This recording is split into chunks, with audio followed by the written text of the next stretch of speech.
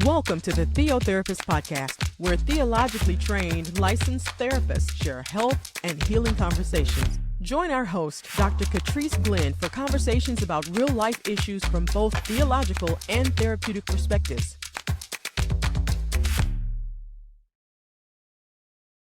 Hello and welcome to the Theo Therapist podcast. I am your host, Dr. Trice Glenn.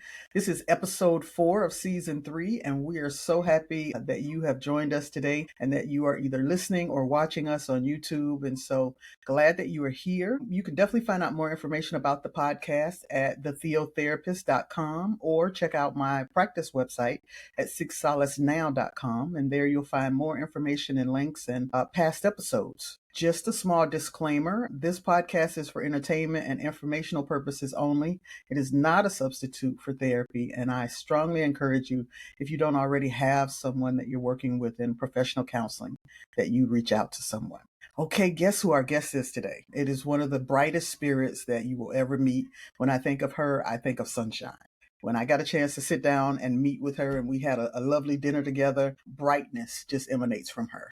And so today, my guest is Erika Perez. She is MD LPC-S, and we'll find out more about that. But she is a therapist. She is a minister. She lives at that intersection that I often talk about, which is that theotherapy combination, where you are providing care for others, but you have a theological training and foundation that supports it. A little bit about Erika. She's a dedicated educator and counselor. She has nearly a decade of experience in higher education. In addition to that, she does have a master's of education in counseling and guidance. She's a licensed professional counselor supervisor. She uses that to continue to challenge others and help foster growth in future professionals. And she's the owner of her own practice, Clear Path Counseling Services. And she's been there for over 5 years. So I want to hear more about that. Welcome, Erika. I'm so glad that you're here. Yeah, well, sunshine back at you, Trice, because that was the same experience that I had meeting you. No, I'm just happy to be here. I am from the Rio Grande Valley. We don't have any mountains nor valleys, but we're in the Texas-Mexico border. And I actually live in a city called Edinburgh, Texas. So I can drive 30 minutes south and already be in Mexico. And so I am bicultural. So I am American, but I also have Mexican roots. So I take pride in where I live and just also I'm able to transition from here, the US, and then also function well in Mexico too. But of course, with that comes a very unique population that I work with, because a lot of them are Hispanic, Mexican American, or Mexican. And also language is important. So I may be providing counseling also in Spanish. So it also requires me to be fluent in both language and then also just the multicultural experience. I definitely believe when you live in the border, it has a very unique experience to the whole United States. And then of course, right now it's a hot topic, our border. You see it in and it's a hot topic for everyone. So definitely it's a very unique time as well to be providing counseling to our community. And I just can't fathom and imagine just how complex, some of your counseling encounters might be, and all the different dynamics that you're trying to hold in a container, connected with a sense of understanding greater God and also understanding what care means and dealing and navigating around trauma and fear and anxiety and all the other things that might be coming into play. And so I'm so thankful I got a chance to talk to you, because I think you bring such a rich experience that not many get a chance to hear and not many get a chance to kind of understand the complexities around. I want to start by asking you kind of the question that I ask everyone, which is, how do you see the intersection of theology and therapy kind of intersect or diverge kind of in your roles? Yeah. So I definitely believe that both therapy and theology are seeking to create an understanding of the human being in both heart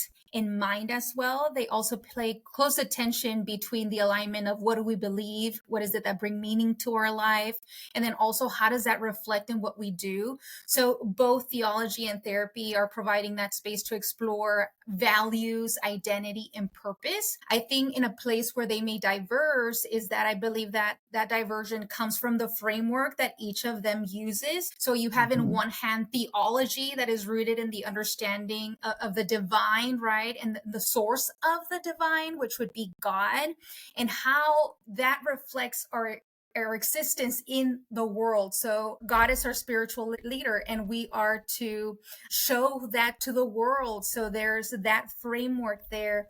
And then we're constantly called to act upon that alignment. Like, what is it that God wants for me? How can I live out that in my own life? And then therapy not necessarily considers that unless it's an important component of the client. So in essence, the client sets the parameters or the lens in which they want to be seen or treated. Generally, therapy relies on the psychological theories, helping clients cope through challenges, navigating relationships, also helping them explore tools and explore what a good life may look like for them within our own expertise of what healthy behavior would look like. So there's two different frameworks, the spiritual framework and the theology component. And then, of course, where they diverse would be in the pretty much psychological framework that we're guided through as therapists. And what I find is for those clients who really are connected to some sense of purpose and sense of meaning or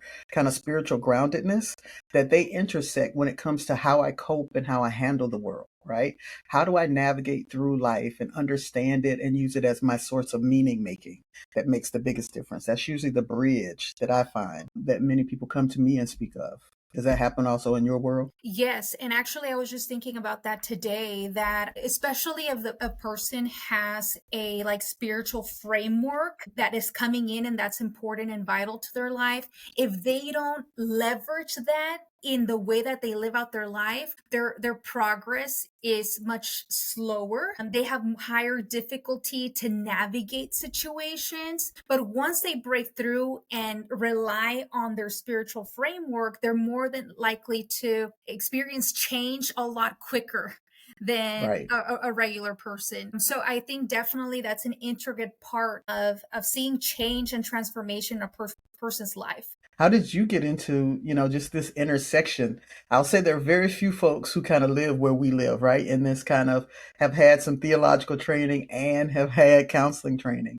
How did you just get drawn to this kind of intersection? Yes. So for me, specifically, my training comes from just my own spiritual faith. And then, of course, attending conferences, reading specifically like books that may be Mm-hmm. associated with therapy, suffering as well, with like the divine purpose of struggle and surrender and things like that. But it's definitely drawn from my own personal experience as far as what may work or what integration may bring. So I'm not necessarily like formally trained per se, like going to a seminary. I've never gone to a seminary, but of course I definitely have experience in trainings and readings, and that's where I draw a lot of my experience. And then of course, as I'm helping people, whether it's very conscious or not, I think I derive from that framework too, because I know that that's where change and transformation occurs. So definitely Right. has been from my own personal experience and seeing that importance. And I think in every counselor, you develop your own sense of identity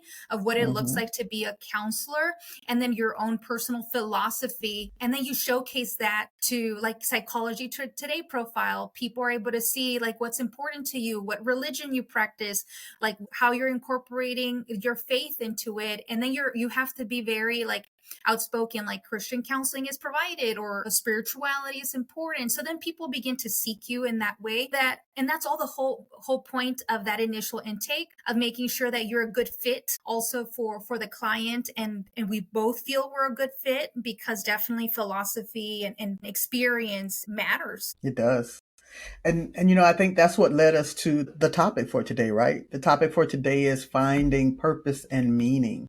I could talk about purpose for days and hours. I have always had this drive and desire, to understand purpose and how purpose manifests in life and how that motivates people to kind of operate through life. And so it's a topic that I'm always excited about, is to talk about purpose and meaning. I'm curious, what drew that out as a passion for you? So we're always being asked these big questions. And I remember one of the very common questions that were asked at a very young age is like, what do you want to become when you grow up? Or who is it that you want to be? So I remember hearing those questions and thinking it sounds it's like a simple question, but yet it's so difficult to respond to. And as I was encountering those questions early on, like growing up, I did feel a lot of pressure to jump to a response, and just based on maybe pleasing others or influences or what people thought I was going to be good at or how I saw myself in the world, and with very little knowledge of reflection and pause and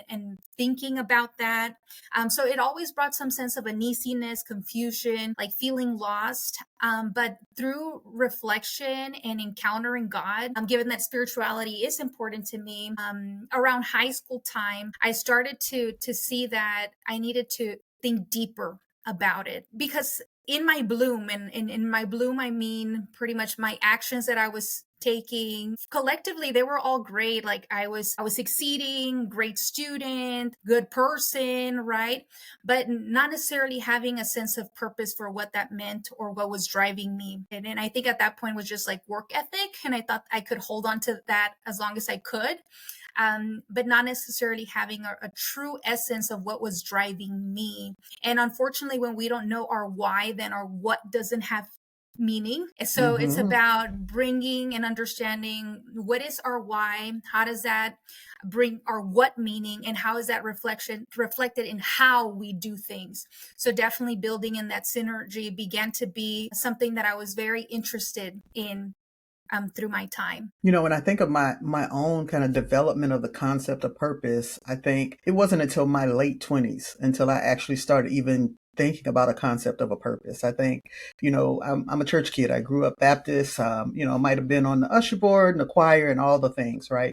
But not really necessarily developed kind of a spiritual relationship. And so after I, got out in the world, career, that kind of thing, and reconnected to my faith in my late 20s, I was like, okay, God, I'm in church, I'm doing the thing. What's my purpose? The classic question, what is my purpose? What is my purpose? And so I'm just going on an infantile, God, kind of what is my purpose? And at the time, keep in mind, I was mentoring every kid that I could find. Like I was a big brother, big sister. I was just mentoring random people's kids that I would find wherever. I kept like sports gear in my trunk in case I ran into some kids and we had to talk and we had to do some things, just to kind of build relationship. And I was sporadically just, trying to figure out, what am I here for? Like, what am I doing? I know I'm good at things. I have talents. I have gifts. I can give, service, those types of things. But a lot of it was a question of, what is this for? Like, what am I here to do? Long story short, talking to someone, light bulb comes on. They're like, have you ever thought about like youth ministry? Brilliant idea. And that set me on a trajectory of like 25 years of kind of serving in youth ministry. But what I also developed and understood over time is that I can have more than one purpose. I think at that time, I was so captured in my thinking that I thought purpose had to exist in one framework. And I think over time and realized, I can be called to different spaces and different things and different seasons and different spaces and different environments. And so for me, purpose takes on a different meaning once I think you can connect to the fact that you have a sense of purpose. Yes. And I love that dynamic component that you're mentioning with regards to being able to have a lot of interest. A lot of the times we may feel like purpose is fixed and not flexible, but definitely is part of developing almost like a sense of mission, and then seeing what roles actually connect to each mission, to that mission that you may have. It's the same mission, but it's the extension of it is in different roles.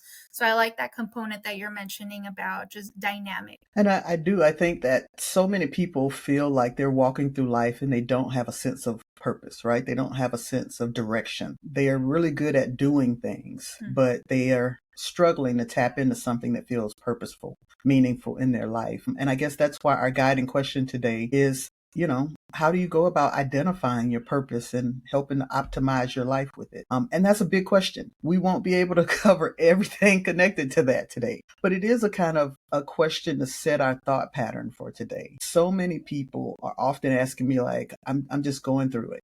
That's all I'm doing. It's routine. Life is so boring. Life is so meaningless. I don't have a sense of what I'm doing here. And I think that's a common question that we all have searched for at some point in our life. Yeah. So, of course, definitely purpose creates a life worth living. And I think we live in a time where people are trying to find out like why am I even in existence? Why is life just happening to me? And not living an engaged and integrated life with their own hobbies or interests, but even with people. There's a lot of people that are living in isolation. So I definitely believe that purpose helps create harmony and that inner peace where you're considering all aspects of life that are you consider important. But I definitely believe that purpose starts with your values. So for example, if spirituality helps inform those values, is to having some values clarification time in identifying what are my, let's say, top 5 values. Is it peace, justice, freedom? And then what are those circles of influence? Maybe it's friends, family, society, and how does all of those inform my values? And then once you are able to identify your values and really thinking about maybe what are some goals that I can create, because a lot of the times people wonder, why don't I achieve goals, or why don't I follow through with goals? And the essence and the foundation of developing effective goals that will lead to performance is in developing goals that are informed by your values. And a lot of the times when we are not developing those values in connection to our goals, we live a life of frustration and we live stressed out, and it creates this internal chaos in our lives because we're not living in alignment with what brings meaning to our life or what we care about. So definitely aligning our life with what we value so that we live a life that is more harmonious and we experience less stress in the way that we make decisions in life, but we're living a life that is more authentic to what is we find important in our life. And we know that when we know our why, our what has more value, and then also it can bear almost any how. And that's a quote. And it can bear almost any how. And in the how may be those challenges that come into play when living out life. And in that, there's an embedded resilience that comes in because we know why we're doing things and what is it that we're doing and how are we doing things. So I think those 3 things, like building an understanding of your why, your what, your how, with the baseline of your values, can really help with identifying a sense of purpose in your life. And I love how you pull the internal, the external, and kind of the environmental factors that feed into you understanding purpose and setting goals with that purpose, right? Because just to say I have an awareness now of what I feel drawn to do, then now what are you going to do with what you feel drawn to do, right? How does that operationalize in the world? Yeah, a sense of ownership, right?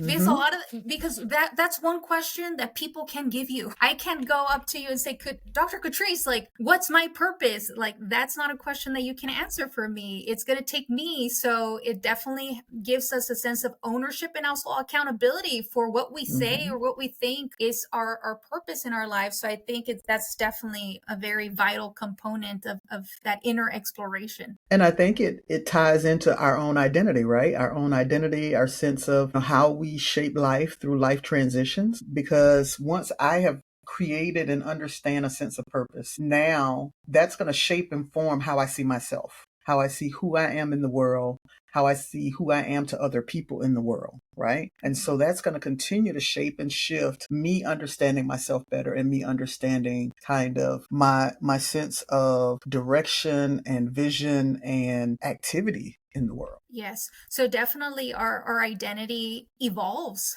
over time and evolves throughout those life transitions. And Erikson, who was a German psychologist for psychosocial development, he proposed 8 different stages stages of development while keeping life transitions in mind. So some of those 8 involve like infancy, adolescence, young adulthood, into reaching your prime adulthood time. So he definitely proposed that during adolescence, which is about 12 to 18 years of age, you start tampering with the question of who am I? So identity and identity confusion. And in part, he says, because at that point, you're also developing some level of consciousness of specific milestones that as a person should develop.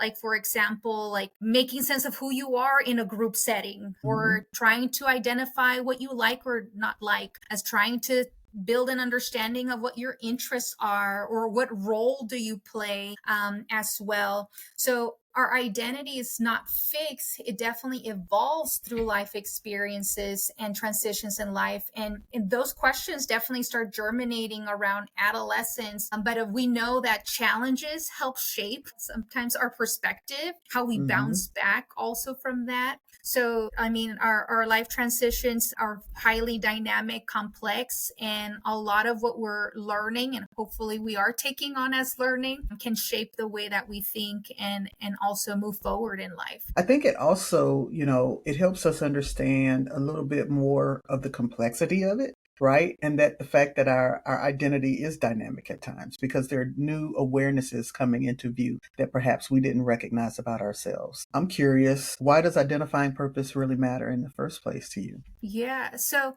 a lot of the times we may say or think that goals are most important. And finding purpose is more than creating a goal for your life. So as I mentioned, effective goals are derived from what we value, and what we value should be what brings meaning and purpose in our life. There's actually a Japanese concept called ikigai, which means a reason for being or purpose in life. And this concept walks you through, what do you love? What brings fulfillment to your life? What is it that the world needs? What can you get paid for as part of your profession? So it definitely walks you through specific ingredients that helps you find a sense of purpose. And what this does is helps create a clear understanding of who you are, what you like, and how does that connect to the world around you. So purpose is definitely seeing yourself as something bigger than just yourself, and finding that purpose that connects you to the world, not just like for my next goal of losing weight, or to go and run a mile, and that's just my fitness goal, but it's thinking about our broader purpose of existence. And I think it connects us to a better version of ourself, or best possible self, but then also considering the component of, who am I in this world, and how can I contribute to the world in a way that I am contributing in something bigger than I thought I could consider in my life. I often think of purpose as something that might be felt internally but operationalized externally, right? It is, how is what's happening in who I am going to affect those around me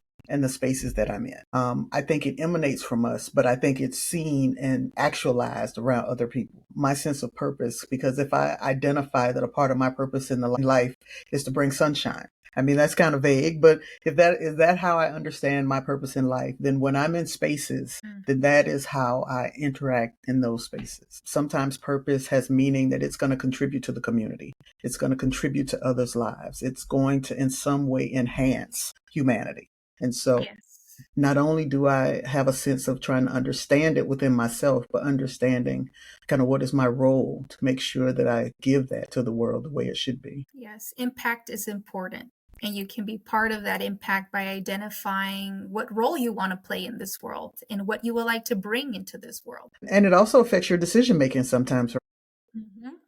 Hopefully it influences your decision making, because once you have identified a sense of purpose, it will inform not only the decisions you make for yourself, but the decisions you make about how to interact with others. Yes, so it definitely brings some synergy into your life by living life authentically to your values and allowing your values to carry forward your decisions in your life. And it's kind of like choreography. Like if you vibe with the song and you recognize the song, if you feel like you have the moves for it, right, you're more than likely to enjoy it and then also feel confident in it. So it's about thinking, what choreography do I want to consider that is part of what is important in my life that would help create some level of clarity, so that as I'm living out life, I'm living out decisions that fully conscious of what I want, and then also helps prioritize what I think matters. So living a life that matters, and putting into place living life as intentionally as I can. And so that you're not left wondering, am I really living a life worth living? Am I living a life where other people may say, I want to live your life? And if people see you and they're saying, that's a life that I wish I didn't have, then there's something wrong and there's something to explore. But hopefully our life is also a testimony to others that, hey, there's something going on with this person. And I think I want to learn more about what they've done to live life in fulfillment and that brings joy, rather than feel like I want to distance myself from this person because there's something wrong there. Something's keeping me at bay. Yeah. Right. Does this kind of lead into the design thinking that you mentioned earlier, the concept of design thinking? Yeah. So the concept of design thinking is actually something that was developed through Stanford University. And it's all about helping you be an engineer of your own life. So they definitely walk you through questions in identifying like what's a challenge in your life that you currently have. What tools do you currently possess? What resources do you think you need to find? So it's definitely helping you, put you in a position of power, because a lot of the times these types of questions may put you in a very vulnerable spot where you feel like I don't have all the answers. So design thinking is a way to emphasize that you can be an engineer to those questions, and it may just take a little bit more thinking to be able to come up with a solution or the next step. So it's all about like thinking through what is it that you want to accomplish through a series of questions to help guide you through. And I think it relies on something that I often emphasize, which is intentionality, right? Yeah. Being very intentional in choosing to look at those things and to try to ask the hard questions so that you can understand that better. Yes. This has been awesome. This has been a wonderful conversation so far about purpose and meaning. I'm wondering, are there any other topics or passions that you're kind of drawn into? Yes. So about 4 years ago, I became an aunt. So I have 4 nieces and nephews, which I'm completely sold out for. And because of that, I started seeing how big emotions play a role in small bodies and how that may affect those little people. And so one of the things that I have been thinking for a while now is that I want to write a short children's book. Specifically, one, garnering some of my roots like folklorico dancing, because that's something that I did when I was little, and it's very common in the Mexican heritage. So I want to connect like the folklorico storyline with helping kids regulate an emotion. And we'll start with one. So regulate an emotion and kind of create this way of helping kids connect with their roots while considering how they can gain some level of control about their emotions in such a young age. So that's one of the things that has been on my list, at least for the last 2 years. And I really want to complete it. And I think now with more experience with my nieces and nephews in my interactions, I feel like I have a little bit more insight into the children's brain that way. Well, I think we definitely could benefit from some more emotionally intelligent children. Yeah. Who are in tune with understanding and recognizing not only that they have emotions, but when they have big emotions, how to articulate them, how to cope with them, how to navigate them. I think that'll be awesome. And that's going to be a whole series, right? Because we've got a whole range of emotions to go through. That would be awesome. So we'll check back for the series on that. Is there anything else that you've been working on recently that's exciting, or anything you want to let the audience know so that they can know more about you? Yeah, well, of course, the other part is that these are conversations that I have with my first year students in college. So I do teach here at EUT-RGV, which is our local university in the area. And part of what we do in our course is helping students find what they're interested in, and so that translates into their profession. So I enjoy having these types of conversations with students, and a lot of what I've said today are conversations that I have with them and activities that they engage in. So it's always a cool thing to tackle and connect with students at this early stage in their life, so that they're not 40 and wondering what happened with my life, right? But they're living life intentionally early on. Right. I mean, we have so many connection points. You know, we both have Baptist heritage. We both have done college counseling. You longer than I. And so hats off to you. Continue the great work. Thank you. But I do think it's all in the effort of just trying to care for others, right? I do think we are called in many ways to be unique in different spaces. And so I'm thankful that you are unique in the space that you've been planted in.